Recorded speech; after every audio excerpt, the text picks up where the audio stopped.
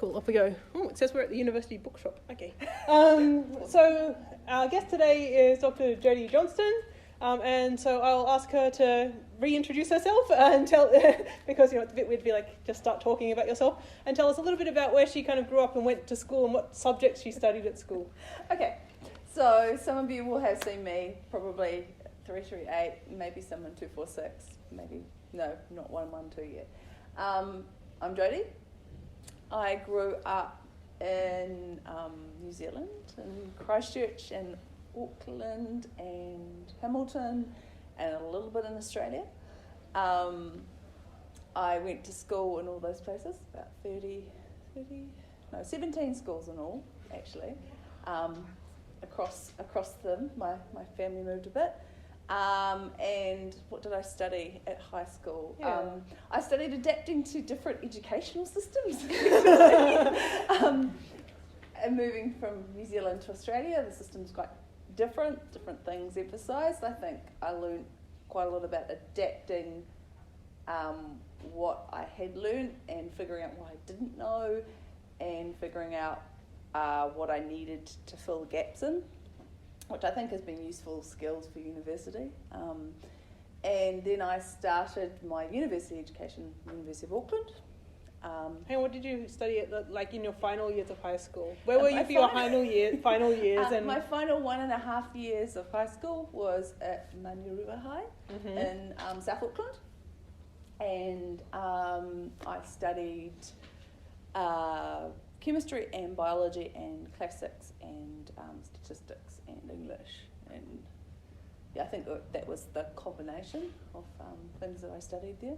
I really liked history, and I really liked at school I liked biology. I specifically loved genetics, and then I went to university, and I didn't think that I wanted to be an engineer, and I didn't think I wanted to be a doctor, and so I. So this is basically your crowd then.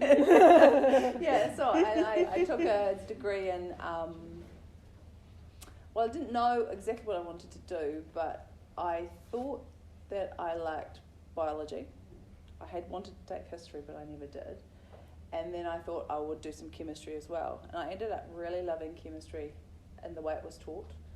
I really liked the fact that they allowed us at that point to go into the laboratories when we had time. So we didn't have just the set 3 hours, we could go in, and so you could learn a little bit at your own pace. Was this before health and safety became a thing? before and it's an expense thing. So, if the lab's open 8 hours a day and you can come in, and if your experiment didn't work, you can do it again, or you could follow up on something unusual. It was a really good way of learning in a way that you might be conducive to the way you'd learn in a research project. That'd be so cool if we could do that. It would be quite cool. And I ended up going on in a double major in chemistry and biology. Unfortunately, that wasn't done. There's no biochemistry program in Auckland, and that wasn't done normally. And so I constantly had to get special permission to do things without prerequisites across the two schools, and I had to adapt my subject choices to things that would fit, and basically ended up with quite a heterogeneous mixture of subjects. So I never got to do as much molecular genetics as I wanted to. I ended up kind of doing immunology, developmental biology, a whole lot of stuff. I didn't do a heap of physical chemistry, sorry I did. I did a lot of analytical and organic. So I had a heterogeneous kind of pathway, and then I went and did a master's in organic synthetic chemistry, working with someone called Carol Taylor, who she went over to the US after I finished. You scared her away. No, she went to Massey first. So. Massey scared her away. Yeah, so basically for my master's, I decided I did a master's instead of an honours because I wanted to do some biochemistry as well. And I mean, traditional, the way we were taught biochem in stage 2 was like this whole pathways, learn the pathways kind of thing, which I didn't enjoy. But when I came across the 400 level stuff, where we were actually doing protein science and learning about biochemistry in 3 dimensions and molecules and atoms, it was a lot more fun. I could see, rather than memorising a path, sort of see what was going on within a system. It was really cool. So I did some master's level sort of protein science, biochemistry type papers as well as chemistry. And then my project was supposed to have a protein aspect to it as well, but we didn't get there. We just did the synthesis. What did you make? What did I make? Yeah. I made phosphonate inhibitors of trypsin. Did you? Did you test them for their No, biological activity? that was the idea, but we just got the synthesis done by the end. We were trying a stereoselective way of making them, which didn't work, so we had to go back to the brute force separating the isomers out. So, yeah. So do you know what actually happened with those samples? Carol took them with her to Massey. I never heard anything more from them. So there may or may not be drugs out there that you may or may not have synthesised. Yeah. That may or may not be inhibiting trypsin at some point. Yeah. In their life. Maybe. Okay. Maybe. And then at that point, the person I was supposed to work with for my masters, as well as Carol, was a structural biologist called Professor Ted Baker. He was quite preeminent in the field of structural biology within New Zealand. He'd come from Dorothy Crawford Hodgkin's lab in the UK. It was New Zealand. So do you guys know who have heard? Have you any of you hands up who's Probably heard that not name? heard Dorothy Crawford Hodgkins. Oh, maybe. Anyone heard that? She was like one of the very first people who like showed that you could actually take a protein and find its structure by X-ray crystallography. She won a Nobel Prize. She won a Nobel Prize for that. So Ted came back with a lot of passion, and he was a chemist by training, and he had a big lab full of people who had skills through from chemistry and crystallography. It was quite a specialist sort of field then, all the way to sort of molecular biology and DNA work. And that's the way the lab worked, because everybody had different skills that they could bring to the project. And it was the era of structural genomics, which was really all these genomes had been sequenced, and the idea was that we wanted to populate the protein space, understand what was going on. So basically everyone knows about your genes, but nobody knows what they do yet. Yeah. Okay. Yeah, so figuring out the function. And the idea is we worked on tuberculosis genome, because we were looking at microbial pathogens, and that really sparked for me interest in understanding at the molecular level how microbial pathogens work, how you might drug them, their interplay with the human system, persistence, resistance, the way they kind of adapt. So those are the sorts of questions that I carry through, I think. Cool. And so then you must have done a PhD at some point. That was as well? the PhD. Oh, so you did the PhD with I Ted. did the PhD with Kid. Right. And then instead of doing what a lot of people do, which is go overseas. So I did the whole undergrad degree. So what was the title of your PhD thesis? Do you remember it? Just structural genomics and mycobacterium tuberculosis, I think, something like that. Okay. Because we just would take a large number of genes, and so I learned molecular biology skills. We would clone them, express them, purify them, crystallise them, solve the structures and things like that. So all the way from sort of working on them. And I think the first year of my thesis was like 8 insoluble proteins. So there was a number of challenges to... So anyway, you were saying after that you didn't do the usual thing. No, I didn't do it. So I'd done the traditional thing. I'd done the whole go to university, do a 3-year bachelor's, and then I did a master's. And I did quite well, and I got a top achiever doctoral scholarship for PhD, which those don't exist anymore, but they were government ones. What? The government used to put funding into research? Man. So there used to be like last week you guys heard that there used to be good jobs in like public service in like the hospitals that don't exist anymore. There used to be government funding for research. Okay. So this is getting depressing. So I did that whole path, and then I went, I don't actually, the traditional thing often at that point is to go overseas and study in a lab. Either after a master's or maybe after a PhD, go overseas and do postdoctoral fellows for several years, try and get a lot of publications out, potentially, if you want to take an academic path, or go into industry.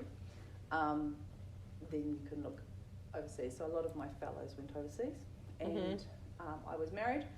I had my mother, who was legally blind living with me, and so going overseas somewhere was not necessarily entirely practical for my circumstances. My husband wanted to have a family, and so that's what we did. We had a family of 3 children. My eldest will possibly be about 3 or 4 years off coming to university now, and I worked a varying degree of part-time to full-time kind of work. As a postdoctoral fellow, TED was very well funded, and then I worked my way up. This is so depressing. All this talk about like actual good jobs and funding in the past. Okay, anyway, continue. You just work your way up independently, trying to get your own funding, develop your own leadership, supervising your own students, developing your own research questions, and competing for the funding that there is around, and seeing if you can develop leadership. And then I did that for a number of years, so probably more than some people would, because it was in amongst having children, and then took an academic position here. So sort of is a different way of doing things, but I don't think that there's one right way of doing anything, and nothing is entirely easy or guaranteed, even if you do things the right way. So I think you need to do what's right for you at the time, basically. All right, so now you have a job here, and you're running your own research group now, right? Yeah. So how is it similar to what you did in your PhD and postdoc, and how is it different? Well, in a postdoctoral position, if you're in there for a while, you kind of go from being more like a PhD student when you start to potentially being more of a leader. So before I left Auckland, even though I didn't have an academic position with a lot of teaching, I was doing teaching within the department, and actually teaching med students gene protein coupled receptors, so quite a lot of signal transduction stuff.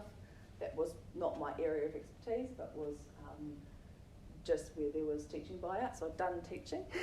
Okay. I taught in the labs. I had my own research group there.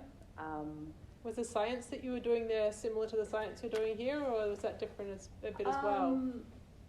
I guess the science changes depending on what story you finish, what funding you get, and what your... so, like if you have funding for a project, you can go and progress it.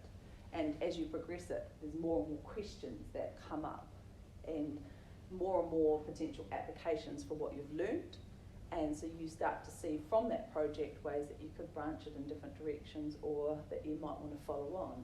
So then you apply for funding in those different directions. Can you maybe give us some examples? Okay. So my research has, I guess, multiple strands of interest. One of them being drug discovery, drug design. So that was one of the grants I got in Auckland. One of the first ones was the Auckland Medical Research Foundation grant. What kind of drugs? Yeah, sorry. You're onto it. You're onto it. You don't looking at inhibitors for tuberculosis proteins involved in methyl biosynthesis, so it makes the electron transfer agent that's involved in bacterial energy generation, and so we were looking at potential drugs for that system.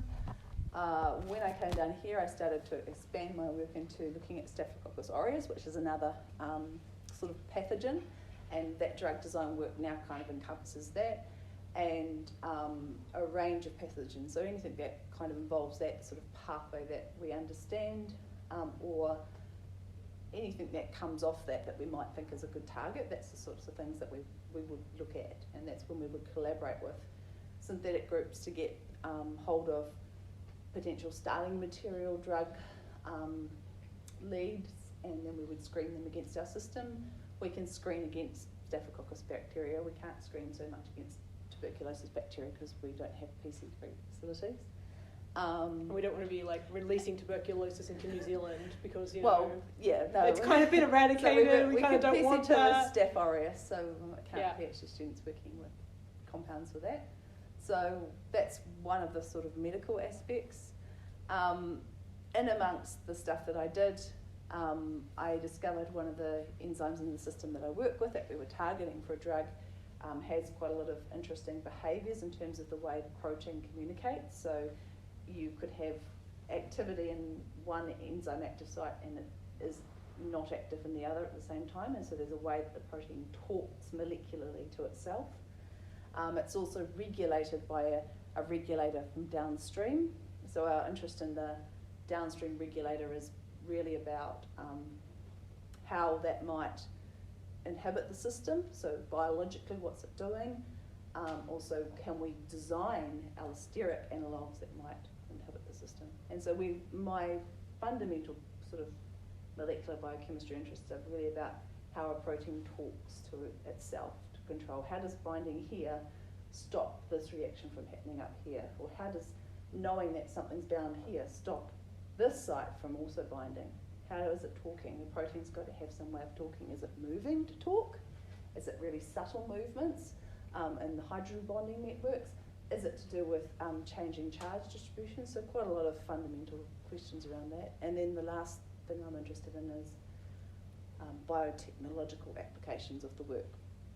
So can we use these proteins as tools in sorts of systems? Can we use regulation as a way of making tunable biocatalysts that might be able to be at a regulator and change the way their chemistry happens? So that's really...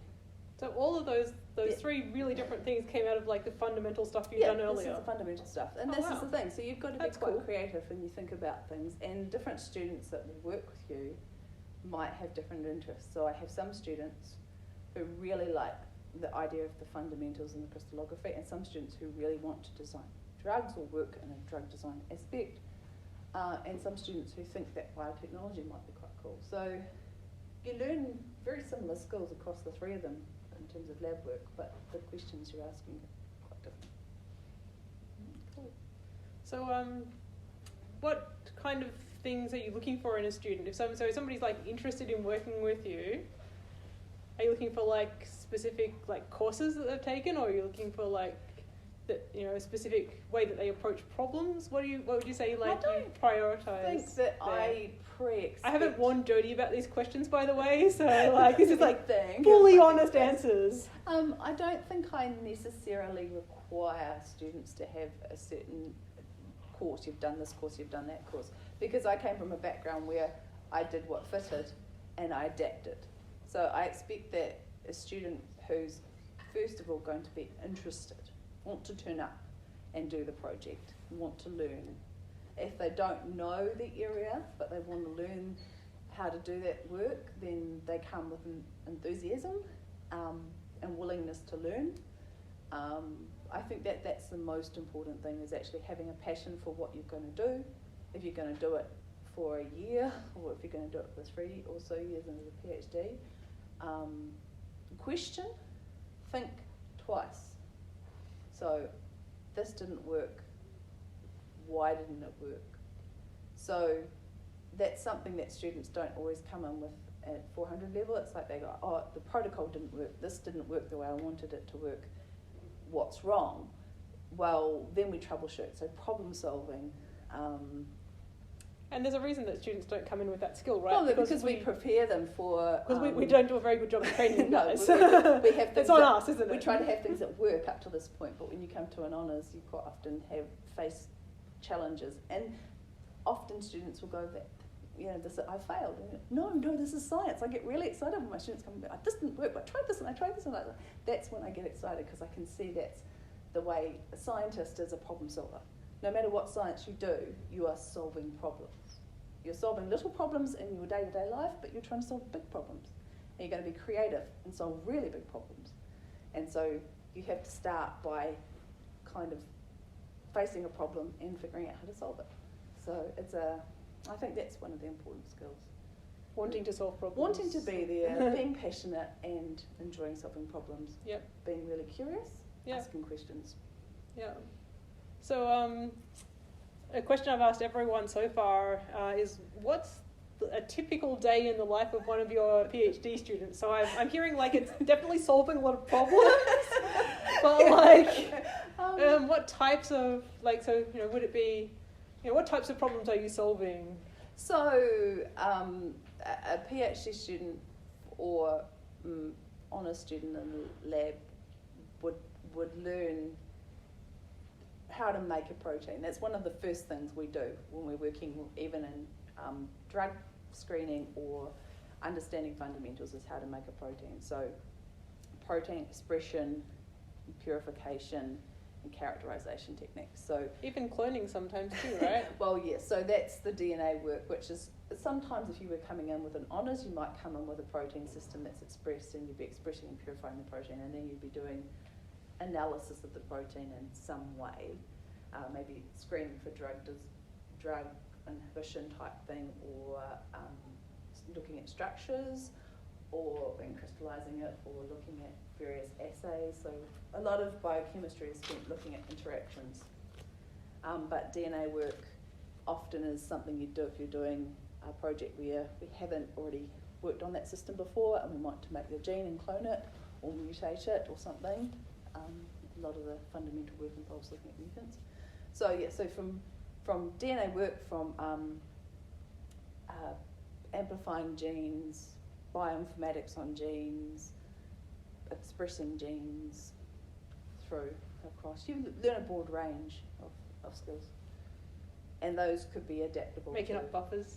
Yeah, making up buffers. Sorry, that's an in joke. I also do a little bit of biochemistry work, and we've had an issue in the lab with making up buffers. So buffers are actually quite difficult to make up. Apparently, they can be quite difficult to make up. Yeah. Sometimes. So I mean, and that's it's a range of skills. So actually, if you get bored easily with one thing, it's quite a good area to be in, because you don't always do, you do across a broad spectrum of things. If you're not sure what you want to do in the future, it's useful because it gives you a range of skills that you can go on with. And problem-solving skills, right? Sometimes. So every step in the way, there's different things that might work or not work, or and different things you learn.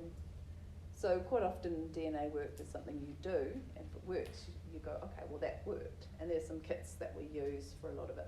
Whereas if you're in a lab, a genetics lab, you'd be kind of doing it a little bit more. Oh, this is where we're at. We're asking these questions, whereas this is a tool for us to get to the protein work. But if that doesn't work, then you all of a sudden learn a whole lot about DNA work. Mm-hmm. So that would be cool. I guess what we do, and meetings. You're supposed to be convincing these guys that research is a good thing to do, Jodie. No, but I mean, like a PhD student would have, we have a group meeting, and we meet as a group and during the week, and talk about various things, and it's important to find a place where you're going to get support, be able to talk about the things that worked and didn't work, and also one-on-one meetings.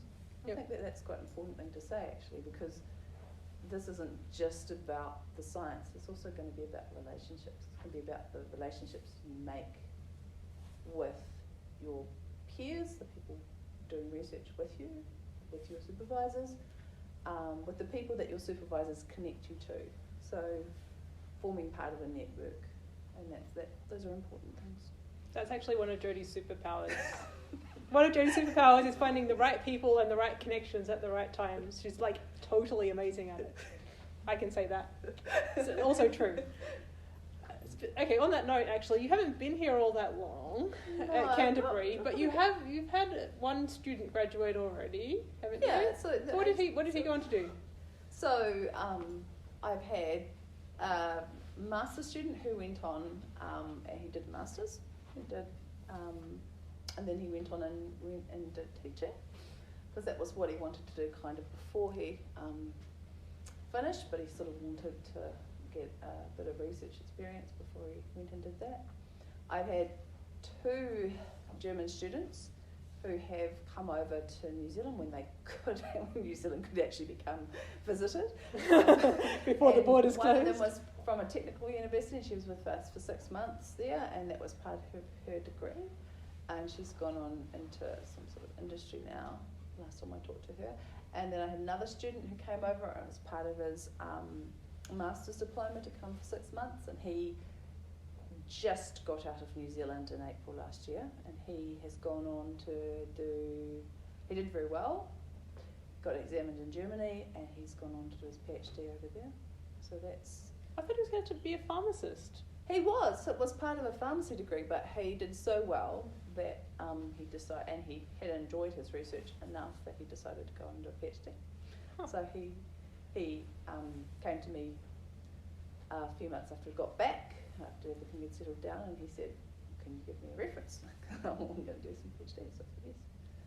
So he has, yes, I think that's the 3 that have come through and finished in the time that I've been here. And I have one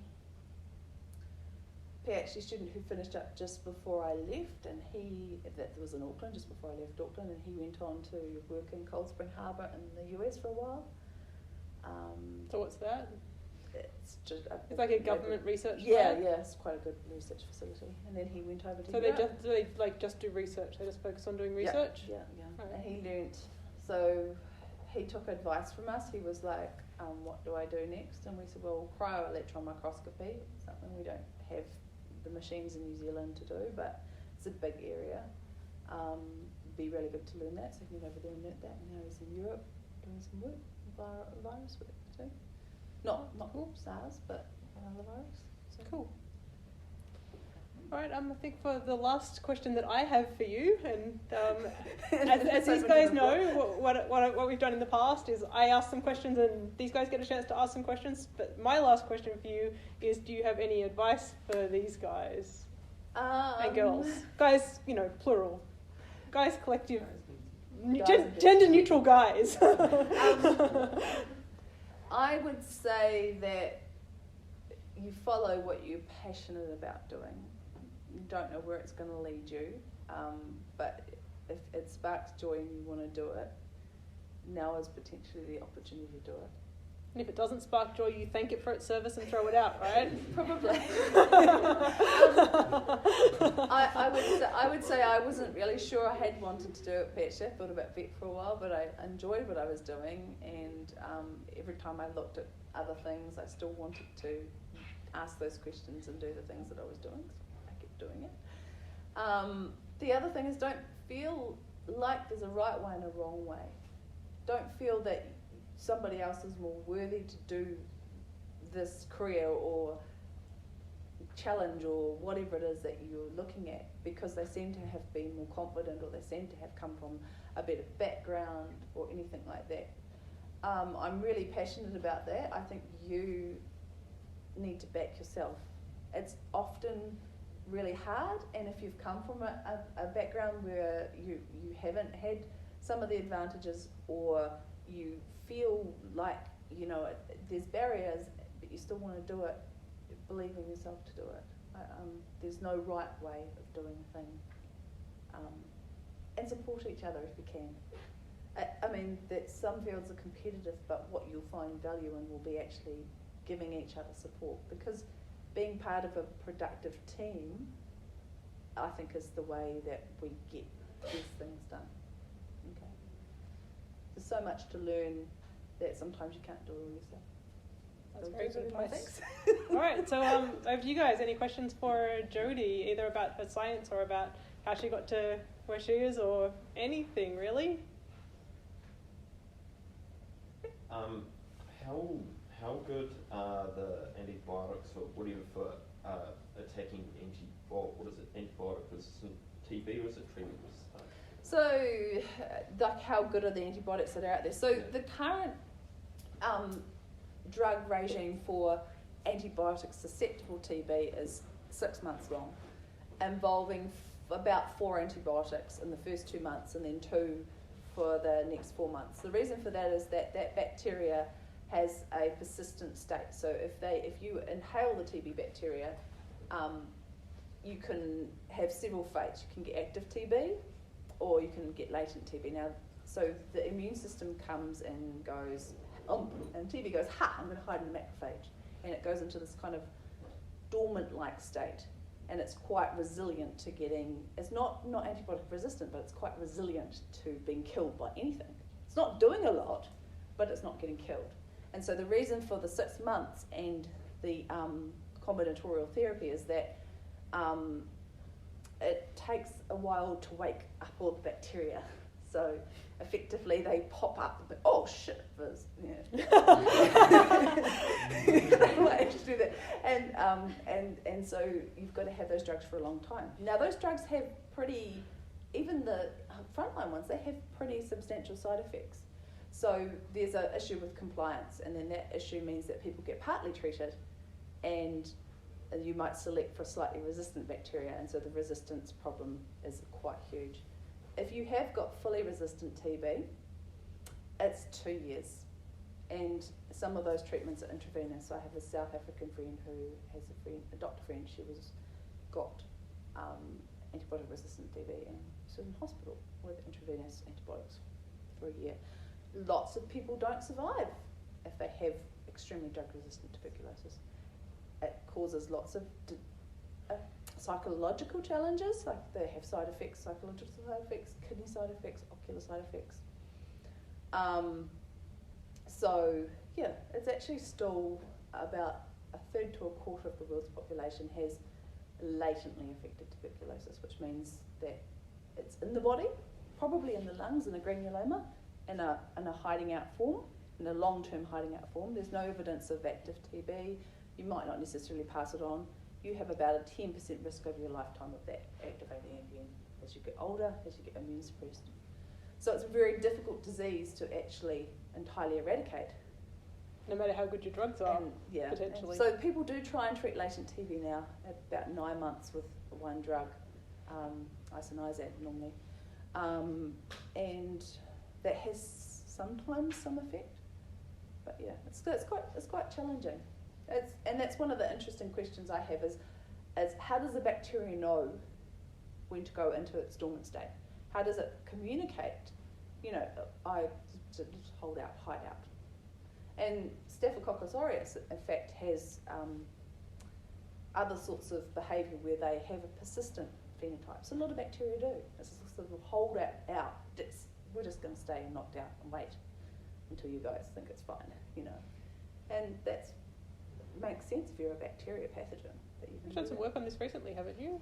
What? Biofilms. Well, yeah, biofilms are another way that bacteria like Staphylococcus aureus forms biofilms on medical implants and things like that. One big problem if you have an operation where you have like a hip or knee implant. And they are not necessarily in a state where they proliferate. Proliferate. Yeah, they're right, good. Readily, but you can't eradicate them very easily. So there's persistent state, and then there's drug-resistant state as well, and so they're kind of different. And persisters can be transiently antibiotic resistance, and both of those things are a challenge to treat. So understanding bacterial persistence is actually important. That's a long answer. Sorry. It's really interesting, isn't it? Big question. If you could just kill them like that, then that would be it. And if they're actively replicating, they are more vulnerable than if they're not. So they're more go out there and spread, but they're also more vulnerable to lots of different antibiotics. I have a follow-up question. I don't know if I want this one. Probably not. Do you reckon that there'll be an mRNA vaccine for tuberculosis or these other kind of multi-disease resistant bacteria? Do you reckon that's possible? No, because we're looking at the mRNA vaccine, looking at viruses, and sort of vaccines for viruses and bacteria are quite different, aren't they? Yeah. Viruses are kind of inherently kind of a little bit simpler. Yeah, viruses are. The answer is I don't know. There is a vaccine for tuberculosis, for example, but it's variable in its efficacy. It's been around since the 20s, but it depends on what part of the world you're vaccinated in to whether it's effective or not. So it might prevent childhood tuberculosis, but it might not necessarily prevent adult tuberculosis. And they think maybe some of the mycobacterium that are in the environment may pre-prime your system to whether or not that actual vaccine works or not. So TB is caused by a mycobacterium of sorts, and there's a number of non-pathogenic environmental ones, so you kind of get vaccinated against the vaccine. So you're saying that if someone, for instance, in South Africa who's exposed to TB in the environment is vaccinated, it's more likely to work for them than someone who's in New Zealand who's been exposed? So potentially, it's tricky and they don't know exactly why, but potentially if you're in an environment where there's, say, a mycobacterium in the soil that you've been exposed to, then that might prime your immune system to not respond to the vaccine you get given. That's one of the reasons why if they do the BCG vaccine, which they do in New Zealand for certain risk populations, they do it within like 3 days of being born. They do it really early before you get that environmental exposure. The idea is that, this was a theory anyway, that potentially that was why it wasn't so effective. Children also get different forms of TB. So TB goes to the lungs. That's what we think of traditionally as people coughing and spitting up bits of lung and whatever else. The White Death, various things it was being called. But a lot of the stuff that children get might actually be disseminated TB. So you might get TB meningitis, lymph node TB, bones. It can go lots of different places, and children are more likely to have it spread other places. It's less infectious. So we had a clinician talk to us, and they said that there was one case of extremely drug-resistant TB that got into New Zealand, and they were very thankful that it was a lymph node TB and not a lung TB, because that would have been a lot more infectious. So, Yeah, I think we all know that now, that like viral respiratory diseases are a bad idea in general. I feel like we don't need to cover that. I think that's given these days. All right, another question for Jodie? You mentioned your group does drug discovery. So what's the kind of starting point for that? Is it Maori or herbal medicine or animal products? Or? No, so we don't. So we would collaborate. So at the moment, we haven't done any testing from natural products or anything like that against our system. We are not necessarily taking the bugs and screening thousands and thousands of drugs like natural products or other libraries, the natural product libraries, or maybe mining the sort of richness of the New Zealand native kind of natural product environment or anything like that. So we don't do big screens of the bacteria and just see what compounds kill. We are doing more rational design. So I would take the systems that I'm interested in, that I think would be good drug targets, that might have had some validation that you knock them out in a bug and that causes either the bug to die or impaired in the pathogenesis process. And we would then do like either some sort of design, and we would collaborate with synthetic organic chemist type laboratory to synthesize some of those drugs based on those design principles, or we might look at what's chemically similar to, say, our allosteric regulator for one of our proteins, and kind of try and buy in a range of compounds and see what sort of structure-activity relationship we could get on that. So we do protein work. With the Staphylococcus aureus, we do then take those protein and those compounds and then look at how they affect the growth of the bug. But we haven't done the large-scale screening. That's something that you need a decent amount of resource to do. And it depends on which way you come from. So we're coming from the sort of biochemical interest in those particular regions. But we might also mine the literature and go, oh, these awesome natural products have done something in this bug. Can we find out what they're doing? Because it's one thing to kill a bug, and that's another thing to figure out why that compound killed that bug. So we know some of our allosteric regulators of our protein kill the Staphylococcus aureus, but we still can't necessarily prove that they are doing that by hitting our protein, because they could be doing a lot of things in the system. So there's quite a bit of, but our interest is more in the systems that we work in rather than mining that. But if we had potential for a student, oh look, these are awesome, let's test them. There's potential for that sort of thing to be. Or someone in the chemistry sort of synthesis side of things. I've made these wonderful things. I've sometimes worked with Dan Foley. He does natural product-inspired libraries, and so if he wants someone to screen them against a bacterial system, or he wants to screen them against the proteins we have, then we would talk about collaboration, I think. One. Oh, more questions. Cool. Yeah. You cover that? In terms of like fighting bacteria, like antibiotic resistance, do you have any opinions on using something like a bacteriophage that is like modified to attack a antibiotic-resistant bacteria? Yeah, that is something that's come out in the last few years as being a real sort of potential to get around resistance. And Biology bacteria. fighting biology, yeah.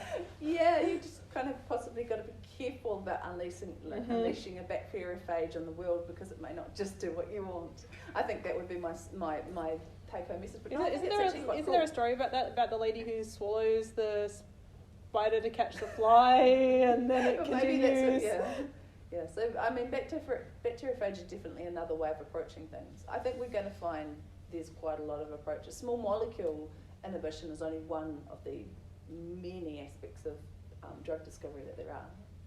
Bacteriophage is pretty cool. I haven't seen a lot of clinical traction from that. That idea's been around for maybe the last 5-10 years, I think. But I think potential. The other thing is, even like UV irradiation and things like that, they're actually often quite effective. I guess it's a little bit like other biological drugs, like antibody therapies and stuff, right? It's very easy to kind of make and crystallize a small molecule drug, but the kind of biological, like antibodies and I guess there's also the safety and the efficacy involved in figuring out. It's a lot harder to make the things, keep them stable, and then keep them and make sure they're efficacious. Bacteriophage has also got to get to the into the system and to the bacteria. So it might be that again it can get to something that's rapidly proliferating, but it might not be able to get to something hidden inside a macrophage. So it depends. But if it's a serious enough problem, scientists will work on a solution, right? That's what COVID has taught us. Yeah. If it's a serious enough problem, bacteriophages, like if there are drug-resistant bacteria and bacteriophages are your last line of defense, guess what? Everyone's going to be doing bacteriophage research, right? But bacteriophage, if you get a bacteriophage infection when you're in trying to make protein or trying to work with bacteria, it's pretty bad. Your bacteria don't grow and produce protein. It's not something we don't want anyone working bacteriophages in the same lab as is you guys. No, you're not about to give it to bacteriophage research. Well, yeah. All right, I think we'll probably leave it there. Question. Somebody had a hand up over here before.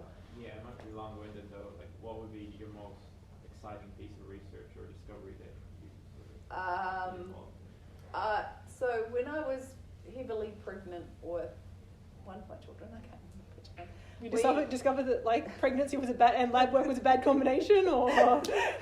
I remember sitting at the computer and we'd just done some crystallography, and I had followed through with my gut, which was to try and capture the reaction. So it has a cofactor in there. It's like we're trying to capture the reaction as it's progressing. It progresses through 2 steps, and everyone was like, well, it may not work because reactions are so fast.